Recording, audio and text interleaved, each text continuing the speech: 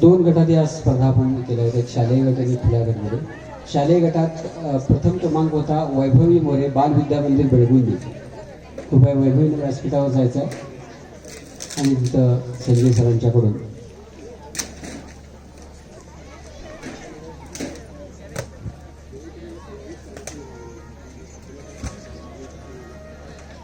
ज्यांचं जेवण झालेलं आहे त्यांनी कृपया व्यासपीठ सभास्थळी यायचं आहे. सभा मंडपास्थाना पूर्ण व्हायचं आहे.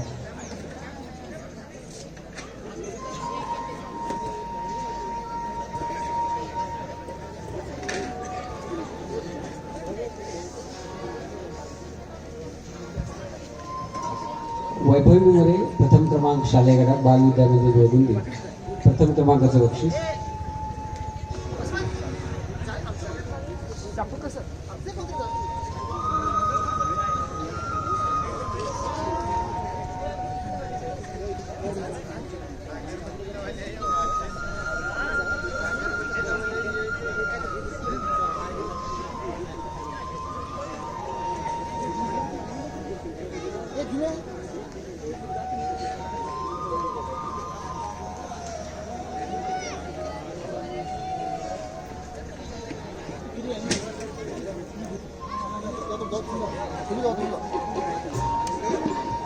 वैभवी मोरे, बाल विद्या मंदिर बेळगुंदी प्रथम क्रमांक. त्याच्यानंतर मनाली भराटे, मराठी विद्यानिकेतन द्वितीय क्रमांक. मनाली भराटे, मराठी विद्यानिकेतन द्वितीय क्रमांक.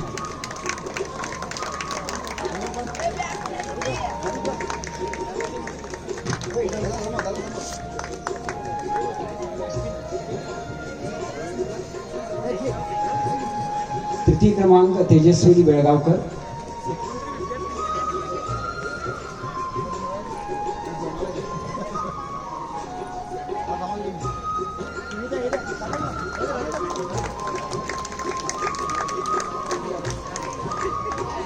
उत्तेजनार्थ समृद्धी सांबरेकर.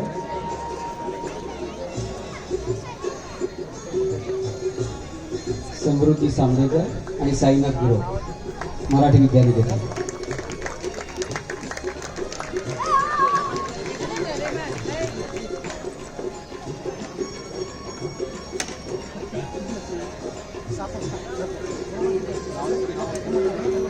खुल्या गटामध्ये प्रथम क्रमांक समृद्धी पाटील, पिरणवाडी. समृद्धी पाटील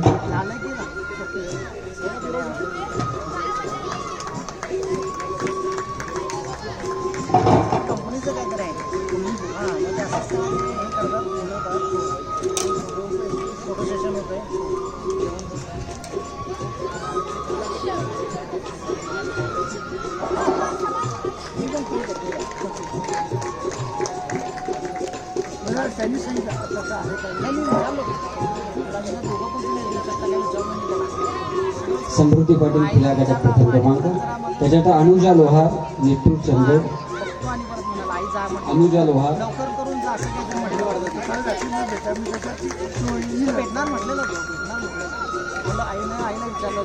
द्वितीय क्रमांक. त्याच्यानंतर तृतीय क्रमांक डॉक्टर चंद्रकांत डावरे, निप्पाणी. अनुजा लोहार द्वितीय क्रमांक, नेतृत्व चंदोड.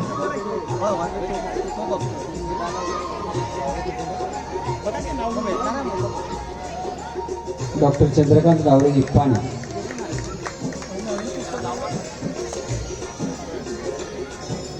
उपस्थित माहिती वगैरे. धन्यवाद, धन्यवाद सर. यानंतर मी विनंती करतोय आजच्या तिसऱ्या सत्राचे कथाकथनकार प्राध्यापक संजय गोसावी सर यांना की त्यांनी आपल्या कथाकथनाला सुरुवात करावी. मुरकुडे तालुका भुदरगड येथील संजय गोसावी सर यांचा शिवार गाथा हा काव्यसंग्रह आणि बोलकी फुले हा बालकथा संग्रह प्रकाशित झाला आहे. दक्षिण महाराष्ट्र साहित्य सभेचा काव्यग्रंथासाठीचा विशेष पुरस्कार, डॉक्टर न देशपांडे साहित्य पुरस्कारासह इतर पुरस्कारांनी त्यांचा गौरव करण्यात आला आहे. सध्या ते उत्तूर येथील पदवीपूर्व कॉलेजमध्ये ते मराठीचे अध्यापन करीत आहेत. मी विनंती करतोय संजय कोठारे सर यांना की त्यांनी आपल्या कथाकथनाला सुरुवात करावी. जे साहित्य रसिक अजूनही बाहेर आहेत सभामंडपाचे त्यांनी कृपया सभामंडपामध्ये येऊन स्थानापन्न व्हायचं आहे.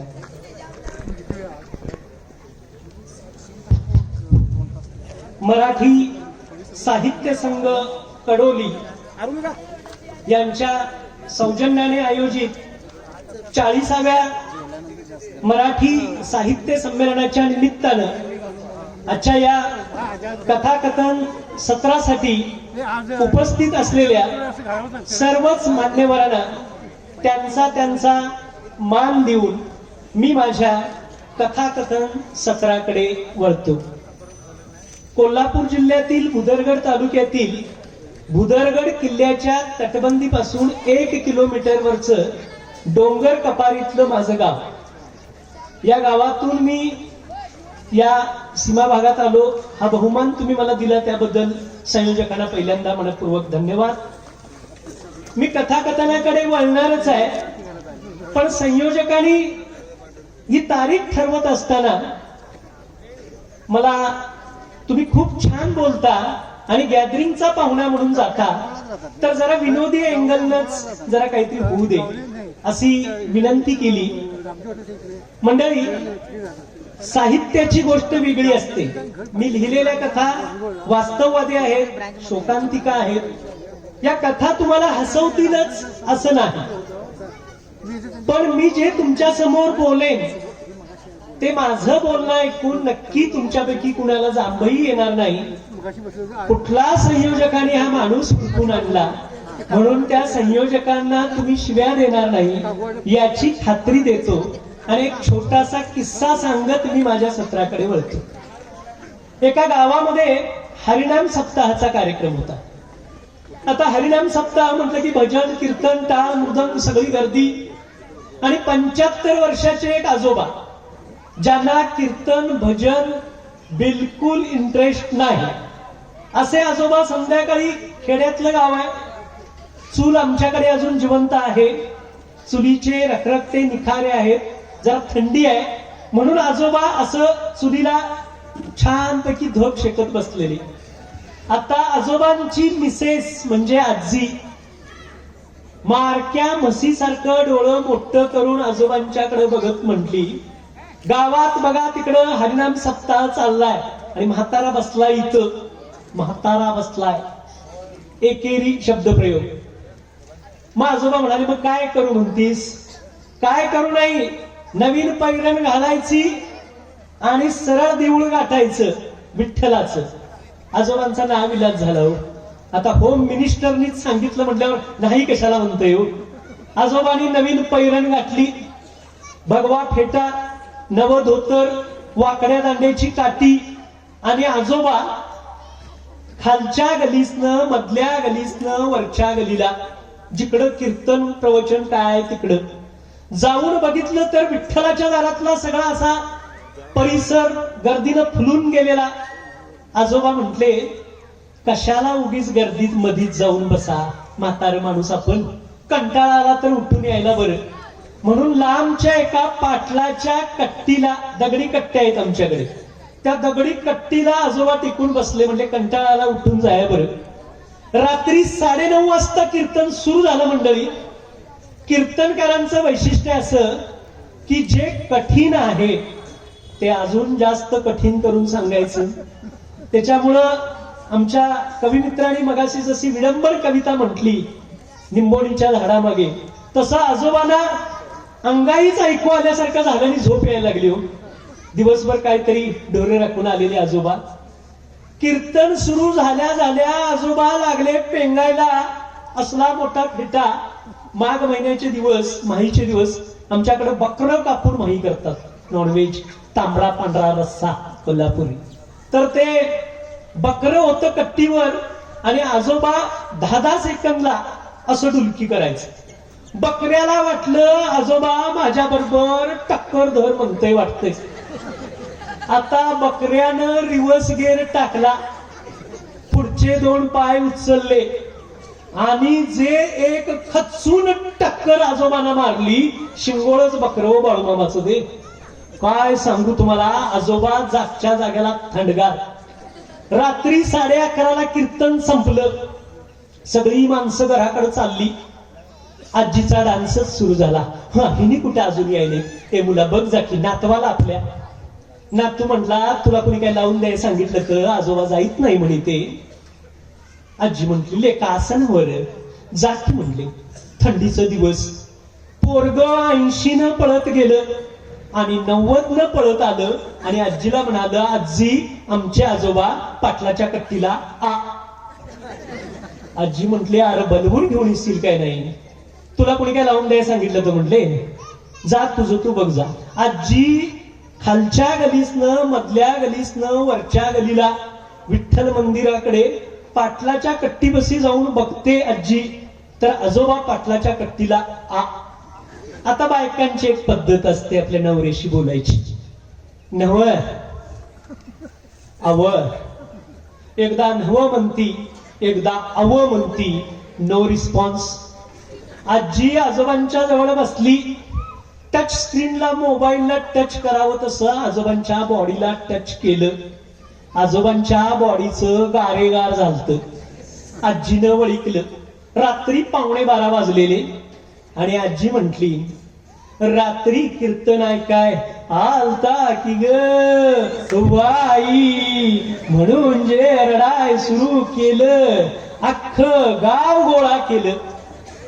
तसं जी गोष्ट ऐकायला आवडत नाही, ज्याच्यात इंटरेस्ट नाही, ती गोष्ट दुसरा कुणीतरी सांगायला लागला की आपल्याला पण राग येतो.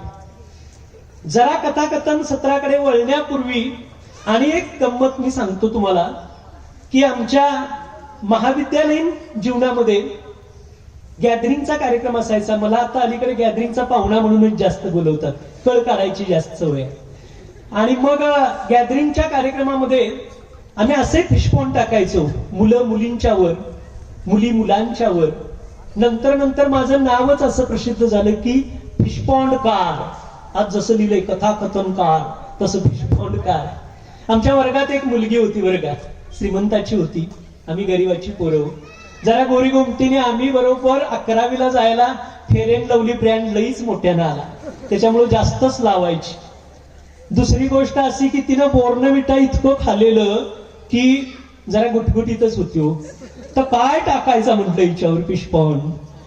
तर असा एक फिशपॉन्ड सुचला, रूप तेरा मस्ताना. रूप तेरा मस्ताना, बेंच मोडला बसताना.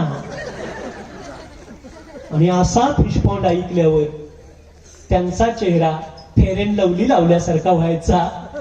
अशाच काही मजेशीर मुली सहजतेने ते स्वीकारायच्याही, आमच्यावरही काही फिशपॉन्ड पडायचे. आम्ही खेड्यातली सो म्हणून मग काही मुली आमच्यावर फिशपॉन्ड टाकायच्या. खेड्यातनं आलं येड आणि भजाला म्हणतोय पेड. असू दे, आम्ही बी ऐकून घ्यायचा. अजून एक मुलगी होती, लई सुंदर. आणि सुंदर मुलींचं एक वैशिष्ट्य असतं, आपल्या इतकं दुसरं कोणी सुंदरच नाही असं त्यांना वाटतं. आणि मग या मुलीवर आता काय फिशपॉन्ड टाकायचा, कारण कॉलेजमध्ये हिच्यापेक्षा सुंदर कोण नाहीच. फिशपॉन्ड लिहिला, स्वतःला समजते आकाशातली परी, स्वतःला समजते आकाशातली परी, पण हिच्यापेक्षा झाडूवाली बरी. असे एक चपराक दिली की त्यांचाही चेहरा फेअर अँड लवली लावल्यासारखा व्हायचा. मंडळी, कवितेच्या गप्पा किंवा इतर अवांतर बोलत राहिलो तर मुख्य कथाकथनच्या सत्राला याला बोलिवलाय काय, वर्गातल्या गर्लफ्रेंडची आबरू काढाय बोलिवलाय असं म्हणाल तुम्ही. आपण कथाकथन सत्राकडे वळूया. कथाकथन सत्रामध्ये तुमच्या समोर जी कथा मी सादर करतोय पहिली, ही कथा कृषीराज दिवाळी अंक कोल्हापूर या दिवाळी अंकात प्रसिद्ध झालेली आहे. कथेचं टायटल आहे वा दा ड. मराठीतला नवीन शब्द आहे, गुगलवर सापडत नाही, शब्दकोशात नाही, तो मराठीमध्ये मी समाविष्ट केलाय. कथेचं टायटल वादाड आणि शब्दाचा अर्थ एकाच ओळीत सांगतो. वादाड म्हणजे अतिशय वाण, कुणालाही न ऐकणार. एका प्राण्याला उद्देशून आहे.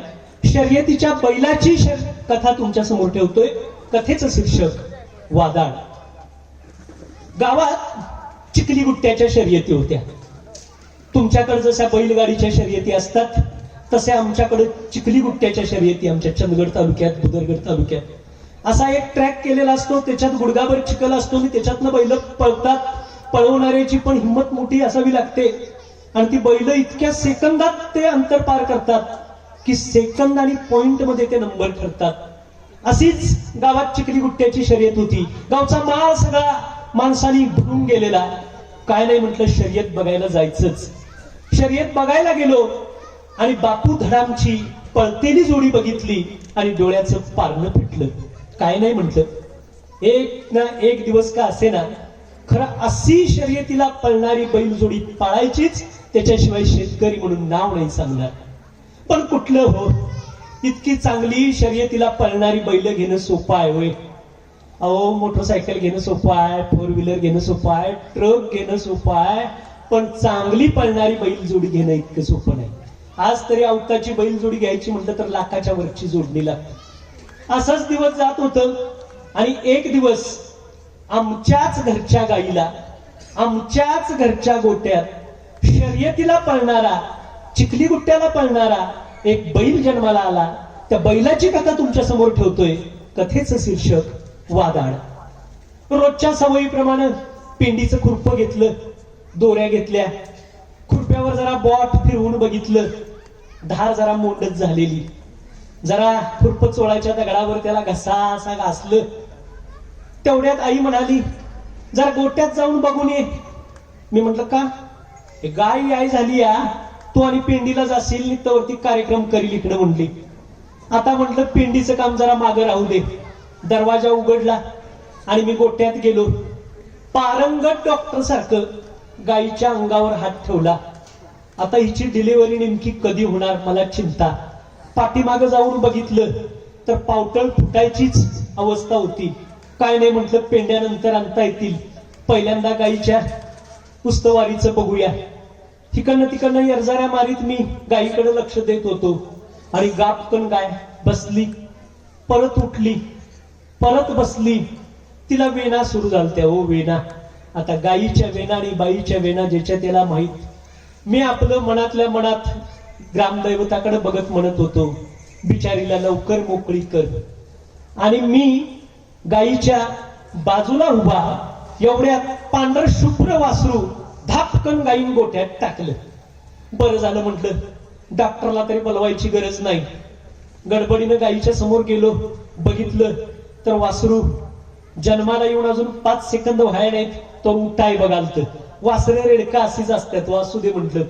मी आपलं वासराच्या नक्या कोचल्या, त्याच्याच तोंडात घातल्या. आईला म्हटलं, जरा टपात सुग्रास घाल. महालक्ष्मी पशुखाद्य टपात घातलं. त्याच्यात जरा गहू भुसा घातला, भिजवलेली सरकी घातली, गायीच्या पुढ्यात ठेवली. आता मागच्या येताला गायीन इतकं काय दमवाय नव्हतं. खरं टप पुढ्यात ठेवला आणि धारचा तांब्या घेऊन मी गायीच्या पाठीमागे गेलो. वासराला म्हटलं चीक पाजवाय पाहिजे. तर गायीनं अशी सणकून एक लाथ हाणली म्हणता. आरा. आता ह्या लात मारणाऱ्या गायी, लात मारणाऱ्या म्हशी काय हे मला चांगलंच माहिती होतं. असू दे म्हटलं, दुभत्या गायीच्या लाता गोड असू देत. तसंच परत जरा कासावरनं प्रेमानं हात फिरवला. तिला बी माझं प्रेम कळालं आणि झाटकन पाना फुटला. तांब्या घेतला, चरारा चीक पिळला, किटली घेतली, चांगली अर्धी किटली भरून चीक त्याच्यात काढला. आता म्हटलं वासराला चीक एवढा पाजवायचा. प्लास्टिकची मेडिकल मधनं आणलेली बाटली घेतली, त्याच्यात दूध भरलं. पुढे बूच होतच. वासराच्या समोर असं बूच धरलं. ते बी आईचंच थान आहे असं समजून वडायला लागलं. मॉडर्न वासरू होतं आमचं. आता ते वासरू बी इतकं उड्या मारायचं आणि जबरदस्त गल्लीतनं इकडं तिकडं फिरायचं की गल्लीतली माणसं म्हटली, अरे याचं नाव बिव काय ठेवलं असं काही नाही. तर काय नाव ठेवायचं म्हटलं, हे इतकं कार्ट आगाव आहे म्हटलं की हे वांडातलं वांड आहे, लई वादाड आहे म्हटलं. तर काका आमचे म्हटल्यावर त्याचं वादाडच नाव ठेवा.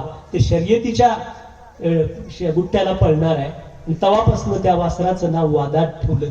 असंच दिवस जात होतं. वासरू मोठं होत होतं. शेतकरीच माणसं आम्ही पोटाला कमी खाऊ पण ढोराला कधी कमी करणार नाही.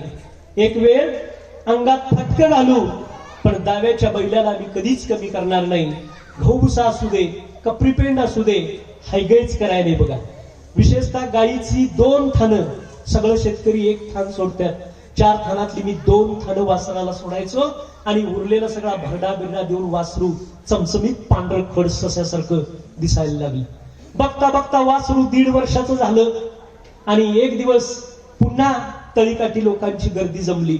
आमच्याच गल्लीत शिवाजी जाधव प्रसिद्ध शेतकरी, तो म्हटला माझं बी पाड 1.5 वर्षाचं आहे, तुझं बी पाड 1.5 वर्षाचं आहे, आपण जरा तळीकाठाला जाऊन धमाल करूया काय. दोघांचं पाडं घेतलं, तळीकाठाला गेला. बारकात जरा हलक्यातला गुट्टा झोपला. आता लई जड गुट्टेकरी उभा करायचा नाही म्हणतं. माझा एक मित्र होता तिरवड्याचा, तिकडल्या कडगाव तिरवड्याचा, खचून वजन 35 किलो, त्याला त्याच्यावर उभा केलं, गुट्टा सोडला. ती तळी पार करायला प्रत्येक नामांकित जोडीला 9 सेकंद लागायचे.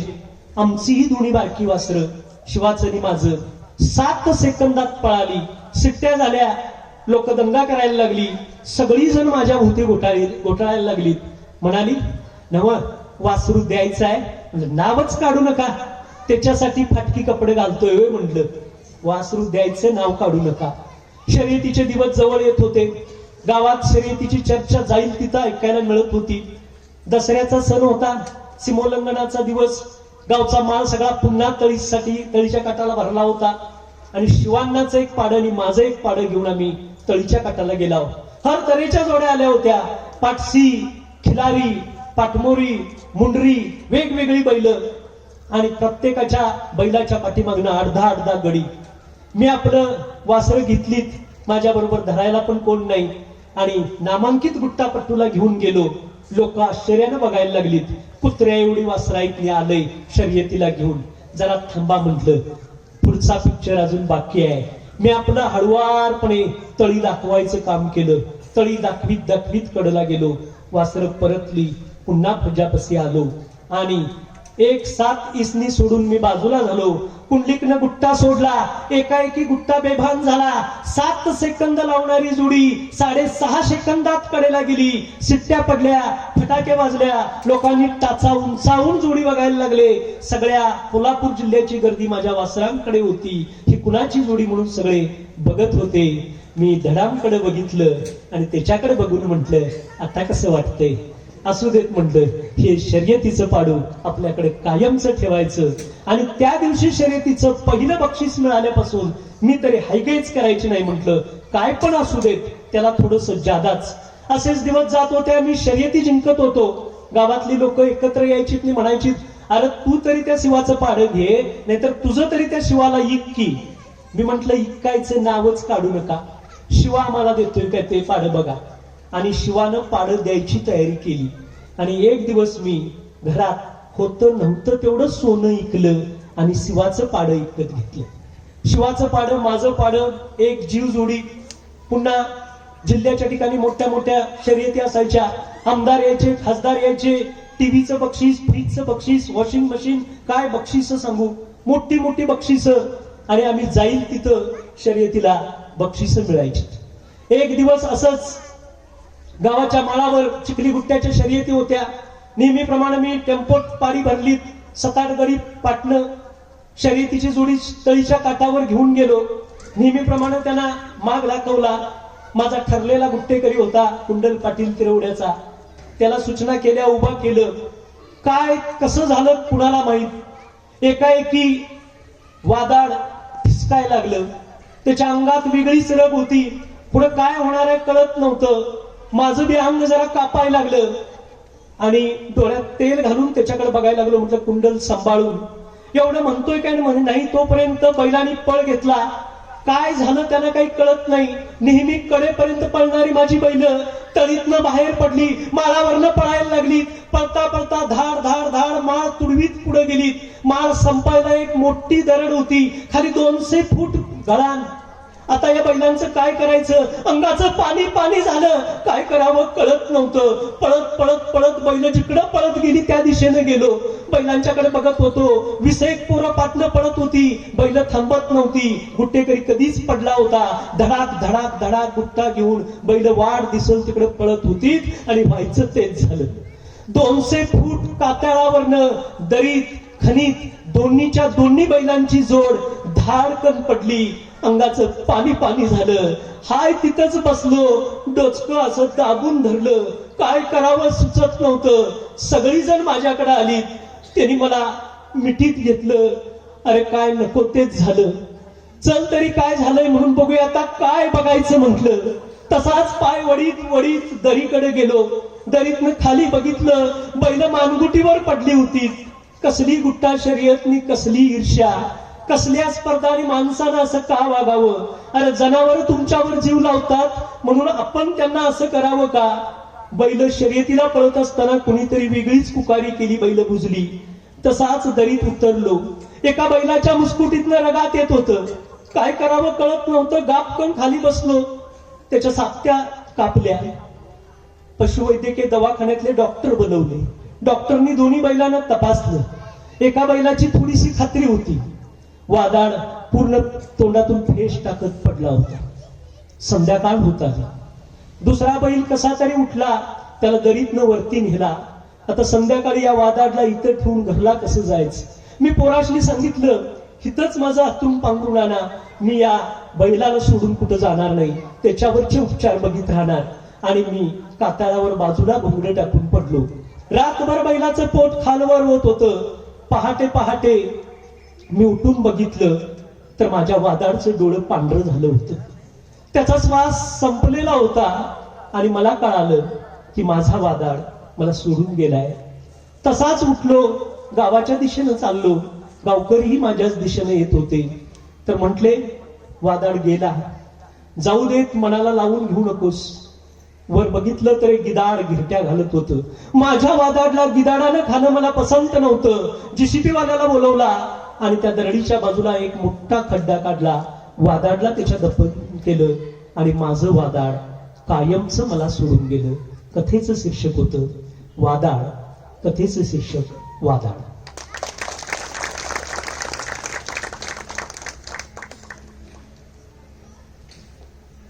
मंडळी, काही कथा शोकांतिका असतात. त्यापैकीच ही माणसांचा आनंद होतो, माणसांचा उत्सव होतो. पण पाळीव प्राण्यावर जीवापाड प्रेम करणाऱ्या शेतकऱ्याची काय घालमेल होते, हे या कथेतून आपल्याला बघायला मिळालं. अजून एक छोटीशी कथा तुमच्या समोर सादर करून पुन्हा विनोदाच्या शेवटच्या सत्राकडे जातो. मी तुमचा फार वेळ घेणार नाहीये. फक्त तुम्ही फारच गंभीर झालात म्हणून तुमच्या समोर एक विनोद घेतो आणि पुन्हा एकदा त्या कथेकडे वळतो. बघा, दारू पिणारा माणूस, जरा हलकं फुलकं करतो पुन्हा, फारच गंभीर झालात म्हणून. दारू पिणारा माणूस काही वेळा चांगला असतो. दारू हे त्याचं व्यसन सोडलं. कारण माझा अनुभव असा आहे, मी शेतकरी आहे. मला ज्यावेळी मजूर म्हणून एखादी व्यक्ती पाहिजे असते त्यावेळी प्राध्यापक येत नाही, शिक्षक येत नाही, निर्व्यसनी कोणी येत नाही, पण टमका मारणारा नक्की येतो. म्हणजे सगळ्यांनी दारू प्या असं नव्हे. तर असंच एक दारुडं एका अपार्टमेंट मध्ये राहत होतं पुण्यातल्या. आणि संध्याकाळी 11:30 असं हलपाटत घराकडे यायचं. आता बायको वैतागलेली, त्याला सारखं लावूनच येते. गंमत अशी की 11:30 बायकोनातनं कडी गाठली आणि हे धडपाडत आलं आणि म्हणाल, दरवाजा उघड. बायको म्हटली, उघडत नाही. हे म्हणाल, दरवाजा उघड. बायको म्हटली, उघडत नाही. हे म्हणाले, बघ, दरवाजा उघड नाही तर पलीकडच्या नाल्यात जाऊन उडी देईन, दे जा म्हटली. हे बी लई हुशार होतं. असं अपार्टमेंटच्या जिन्यावरनं उतारलं, नाल्याच्या कडेला आलं, एवढा मोठा दगड उचलला आणि धापकन नाल्यात टाकला. ती म्हणाली, अगं बाई, हिने उडी घेतली वाटतंय. पुन्हा अपार्टमेंटची सगळी पोरं त्या बाईनं दंगा करून गोळा केली. हे लई हुशार होतं. हे हळूच जिन्याच्या पाठीमागे दडून बसलं आणि ही सगळी नाल्याकडे गेल्यावर हे हळूच जिनं चढून वरती आलं. आता पोरं तिथं हुडकायला लागल्या. ही लागली रडायला, बघा किरे, किती सेकंद झाले, इतका वेळ आत कसं. पोरं म्हणालीत, काकी सकाळी प्रेत वरती येते, चला. सकाळी कशाला, आत्ताच बघा म्हटली. आत्ताच कुठलं काय म्हटली, प्रेत गेलं तळाला. आणि तिचा चेहरा बघायसारखा झाला. शेवटी सगळी वैतागून जिन्यावरनं वरती आली. येऊन बघत्यात तर दाराला आतनं कडी. ही दरवाजा ठोठावते, ते दार उघडा. तर ते म्हणते, कोण आहे? अहो मीच आहे, दार उघडा. ह्याचं काय भूत झालं काय म्हणती? भूत नाही, मीच आहे म्हणते. दार उघडा. ते म्हणते उघडत नाही. आता कसं वाटतंय, मला रोज दरवाजा उघडत नाहीस म्हणते. ते दार उघडते, घड्याळात बघते आणि म्हणते रात्रीचे 12:15 वाजलेत म्हणते. तू गेलतीस कुठं म्हणते, मी घरातच आहे. अशी असते दारूवाल्याची गंमत. ही हलकी फुलकी गंमत सांगता सांगता सांगावं की सांगू नये अशी वाटणारी गोष्ट सध्या रील मोबाईलवर बघायला येतात. काही बिभत्स असतात, अश्लील असतात. अश्लील वाईट बघू नये. तरी सुद्धा परवा म्हणजे शाळेमध्ये शिकवतो तिथं मुलांना तुम्हाला काय सांगायचं असेल ते सांगा, गॅदरिंगसाठी निवड करायची होती. तर एक पोरगं म्हटलं, सर मी हे करू का, एक बघितलेला रील सांगू का. तर म्हटलं सांग की. म्हटलं चांगला पाहिजे बघ. तर ते म्हणाल सर चांगलाच आहे. काय म्हटलं रील मध्ये. तर म्हटलं सर असं असतंय बघा, ते नवरा बायको असे असतात आणि नवरा अचानकच असा घरातनं बाहेर जातोय. मग ती बायको विचारते, हो काय करायचं चाललंय, हो काय कराय. नाही माझं जरा काम आहे. बायकोला शंका येते, कारण हे काहीतरी भानगडीखोर असते. म्हणून हळूच बायको काय करते, बारक्या पोरग्याला हे कुठं गेलंय बघायला सीसीटीव्ही कॅमेरा म्हणून पाठवते. ते जातोय गडबडीनं आणि त्याच्या गर्लफ्रेंडला घेऊन असं गप्पा मारीत बसलेलं असतंय. तोपर्यंत पोरग तिथं जातंय आणि म्हणताय पप्पा स्माईल प्लीज म्हणतोय, एक फोटो काढतोय पप्पांचा आणि पप्पांच्या गर्लफ्रेंडचा. आता गंमत अशी आहे की फोटो निघला म्हटल्यावर ते भित्तय लई हो आणि म्हणते, हे बाबा जाऊन तिकडे आईला दाखवशील गप्पस. पाठलाग करतय, पोरग्याला पकडतय, म्हणताय बघ आईला तेवढं दाखवायचं. मग तुला कॅडबरी देतो. कॅडबरीचं काय आता येत नाही. मग हे बघ तुला पैसे देतो. पैशाचं मी काय येत नाही. अरे मग काय नाही म्हणते, ह्याचं काय येत नाही. मग बिचारी ती गर्लफ्रेंड इथे म्हणते, उगीच बाळा कशाला पप्पांना नमवालास, असू दे मी पण तुला पैसे देते, हे पण तुला पैसे देतात, आता तरी ते फोटो डिलीट कर. तर ते काय म्हणते ना, ते काय पप्पा एकाच अटीवर डिलीट करतो बघा. पप्पा म्हणतात कुठली अट. हिच्या पोरगी बरोबर माझी सिटिंग लावून द्या, ती लगेच डिलीट करतो. अशी गंमत आहे. ह्याच्या पुढे जाऊन सांगतो की कडोलीमध्ये साहित्य संमेलन होते, विचाराची देवाणघेवाण होते, संस्काराचं व्यासपीठ आहे. ज्या शहरात मी काम करतो तिथे एकदा पालक मिटिंग आम्ही ठेवली होती. या पालक मिटिंग मध्ये कुणाचं इंग्लिश कच्चं आहे, कुणाला मार्क कमी पडले, कोण ऍबसेंट असतो, कोण शिक्षक चांगले शिकवत नाहीत, ह्याच्यावर चर्चा. अशीच आमची ज्युनियर कॉलेजची 11वीच्या 12वीच्या विद्यार्थ्यांची पालक सभा सुरू असताना एक पटकावाले आजोबा उठले. मी म्हटलं आता हे आणि काय विचारतात काय माहित. तर ते आजोबा उठले आणि म्हटले, हे तुमचं अकाउंटची इंग्लिश काय काय टेस्टला मार्क सगळं बरोबर आहे, खरं माझी एक तक्रार आहे म्हटलं. मी म्हटलं आता हे आणि काय तक्रार सांगते. तर ते म्हटले, आजोबा तुमच्या ज्युनियर कॉलेजला जास्तीत जास्त मुली आहेत आणि आमच्या गावातल्या यंदा 4 पोरी पळून जाऊन लगीन केलं, ह्याच्यावरलं तुम्ही का सांगित नाही सांग. आता आजोबांना म्हटलं 24 तासाचा कालावधी, त्यातल्या 3 तास तुमच्या पोरी आमच्याकडं आणि वरचे 20 तास तुमच्याकडं. देऊ नकोसा म्हटलं तरी फोन देतासा आणि आम्हालाच विचारतासा, होय आमच्या गावातल्या यंदा एवढ्या एवढ्या पोरी पळून गेल्या. इंदोरीकर महाराजांचं कधी कधी पटतं बरं का मला. परवा त्या इंदोरीकर महाराजांचं सहज बघत होतो, इतकं भारी सांगितलं तिने. ते म्हटले की चांगल्या क्वालिटीच्या मुलगीचा फोन सुद्धा चांगलाच असतो, समंजस, कधीही वाजत नाही. कधी कधी तो फक्त ट्र ट्र आणि मग ही परड्यात जाते आणि परड्याच्या लिंबोणी खाली बोलते. आणि एक दिवस अचानक लिंबोणी खाली बघणाऱ्या पोरगीचा फोन ट्र ट्र ट्र गेली. ते इंदोरीकर महाराज फार सांगतात. प्रबोधनाचं खूप सांगता येईल, पण मंडळी तुम्ही कथाकथन सत्रासाठी मला बोलवलंय म्हणून दुसरी कथा तुमच्या समोर सादर करतोय. कथेचं शीर्षक आहे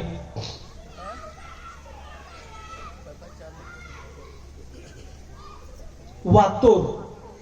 वातोर म्हणजे जीवनाची सगळी बिस्कटा बिस्कट. कथेचं शीर्षक वातोर. पहिल्या भोंग्याला रत्ना उठली, तिनं चुलीतली रक्का बाहेर ओढली, शेलकुंडावर जरा रक्क्यालचा ठिमका टाकला, काटकं लावलीत आणि चुलीला ढणाणा जाळ लावला. चूल बी अशी रमरमीत पेटायला लागली. मग तिनं चहाचं भुगुनं ठेवलं, त्याच्यात चांगलं 1.5 कप पाणी वतलं, जराशी चमच्यावर साखर टाकली, चहा पावडर टाकली, चहा रटरटून शिजायला लागला. दररोजचा हिचा हेच कार्यक्रम. रत्नाच्या घरात एक शिळी होती, एक गाय होती, एक मांजर होतं आणि 4-5 कोंबड्या. नवऱ्यानं सोडलेलं, भाऊ ऍक्सिडेंट मध्ये गेलेला, आई पण वारलेली, एकटीच रत्ना राहायची.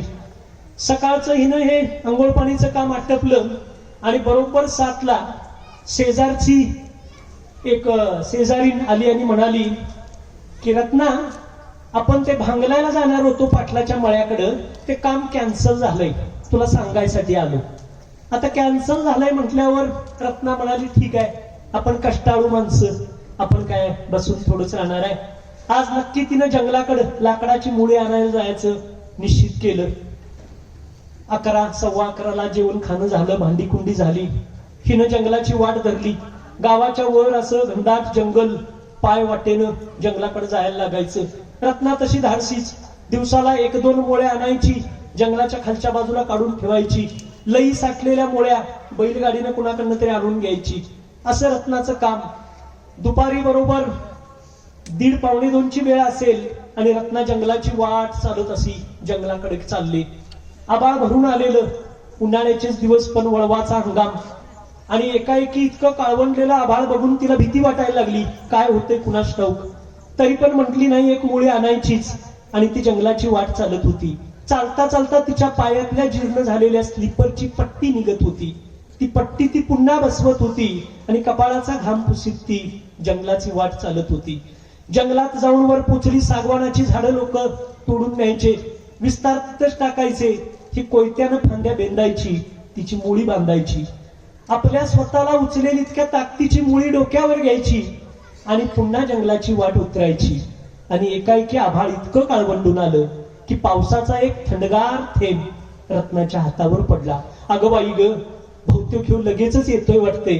तिने ग्रामदैवताकडे बघितलं आणि म्हणाली, आई अंबाबाई, थोडा वेळ थांब, मुळी घेऊन गावात जातो, लगेच पाऊस धाडू नको. ती लगालगा खाली उतरत होती. तिचा पदर शिरकाटात सेंबाटीत अडकत होता. तिला तिची पर्वा नव्हती. ती लगालग खाली उतरायला बघत होती. पुन्हा स्लीपरची पट्टी निघत होती. ती स्लीपर काढून हातातच घेत होती. एका पायातलं घेतलं, दुसऱ्या पायातलं घेतलं. आता ती अनवाणीत चालत होती.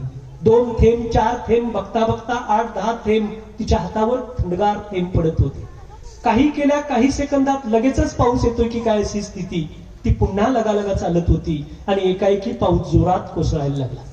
ती गावच्या ग्रामदेवीच्या मंदिराच्या थोड्या अंतरावर आली होती. तिनं झापकन मुळी डोक्यावरनं खाली टाकली. मंदिरात जाऊन बघावं तर मंदिराला कुलूप. मंदिराच्या बाजूला जेवणाचं एक शेड होतं. त्या शेड मध्ये ती पळत पळत जाऊन उभा राहिली. वरनं पाऊस राप राप राप राप राप कोसळत होता. तडातड पत्रा वाजत होता. त्या पावसाला आणि आत्ताच कशान फावलं असं रत्नाला वाटत होतं. वादळ घुंगावत होतं. वारा वादळी वाहत होता आणि एकाएकी वरच्या झाडाची शेळ्याची एक मोठी फांदी पिंगाटली आणि रत्ना ज्या शेडमध्ये थांबली होती त्या शेडच्या पत्र्यावर पडली. शेडच्या पत्र्यावरनं रत्नाच्या डोक्यावर रत्नाचा मेंदू बाहेर जाग्यावर गतपला. पाऊस कोसळत होता. रत्ना गेल्याची वार्ता कुणाच्याच कानावर नव्हती आणि एकाएकी पाऊस थांबला. शेताकडून भिजून आलेली माणसं देवळाच्या दारातून गावाकडे जात होती. मुळी इथं आहे पण माणूस नाही म्हटल्यावर एकानं डोकावून बघितलं तर रक्ताच्या थरोळ्यात पडलेली रत्ना तिथे लोकांच्या नजरेला पडली. लोकांनी रत्नाचा मृतदेह गावाच्या दिशेनं नेला. रत्नानं आणलेली मुळी स्मशानभूमीकडे चालली. जिनं स्वतःच्या सरणाची तयारी केली होती. काही इलाज नव्हता. सगळे लोक रत्नाच्या दारात गेले. घराला कुलूप. पोरं म्हणाली तिच्या बाहेरच्या देवळीत किल्ली आहे. किल्लीनं दरवाजा उघडला. गाय हंबरत होती. शिळी ओरडत होती. मांजर लोकांच्या पायात घुटमळत होतं. कोंबड्या इकडं तिकडं विस्कटल्या होत्या. रत्नासाठी रडायला सुद्धा कुणी नव्हतं. आणि स्मशानभूमीमध्ये रत्नाचं प्रेत दहन होत होतं. मात्र रत्नासाठी कुणाचेही डोळे भरून आले नव्हते. दुसरी कथा या ठिकाणी संपते. कथेचं शीर्षक होतं वातोड. संयोजकांना विनंती आहे की मला पुढची किती मिनिटं माझ्यासाठी आहेत कल्पना द्या. संपले. ठीक आहे, मी समारोप करतो. फक्त तुम्ही लईच गंभीर झाला म्हणून एक विनोदी गाणं जाता जाता जे तुम्हाला आवडेल. काव्य संमेलनात सगळे कवी कविता म्हणत असताना मला सुद्धा हलगी वाजवल्यावर जसं अंगात येते तसं व्हायला तर पण नाही म्हटलं. आपण कथा कथनासाठी आलोय. कन्नड ट्युनिंगचं एक गाणं ऐकलं होतं मी. त्याची चाल अशी होती, टा टा टा टा टा टा टा टा टा टा टा टा टा टा टा. तर ते काहीतरी कन्नडच होतं, मला कन्नड येत नाही. त्याचं मी मराठी एक रचना अशी केली आणि त्याचं एक सुंदर गीत झालं. त्याला ही चाल लावून मी म्हणतो काही ठिकाणी.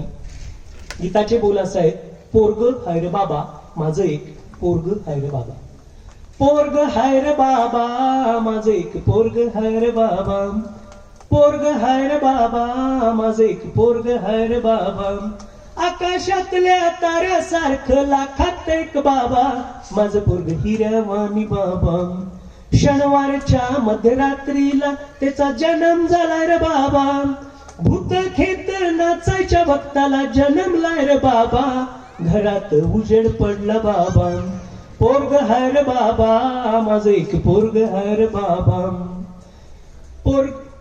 एक वर्षाच झालं पोरग माझं, एक वर्षाच झालं, घरातनं रंगायला लागलं बाबा, चुलीतलं लाकूड वडून घेऊन त्यानं अंगार लावला बाबा, लग्नातली गादी झाली बाबा, पोरग हाय रे बाबा माझं एक पोरग हाय रे बाबा.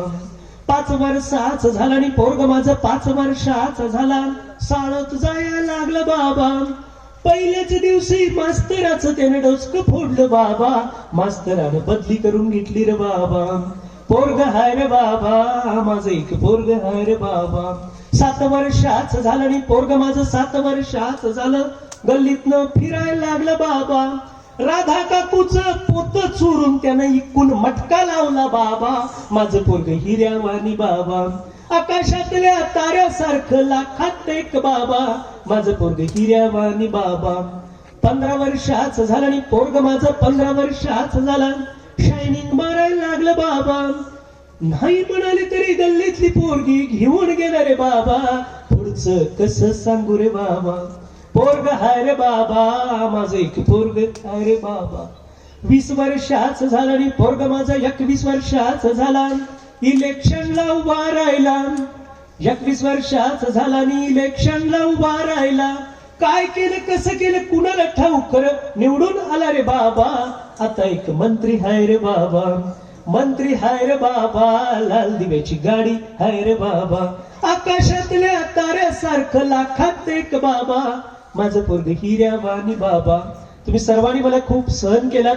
या व्यासपीठावर अनेकांनी पंचारती लावली असेल, आरती लावली असेल, पण माझ्यासारख्या नवीन एका शिकणाऱ्या नवीन बोलणाऱ्या वक्त्याला या ठिकाणी संयोजकांनी छोटीशी अगरबत्ती लावण्याची जी संधी दिली त्याबद्दल संयोजकांना धन्यवाद देतो, मनपूर्वक धन्यवाद. जय हिंद, जय महाराष्ट्र.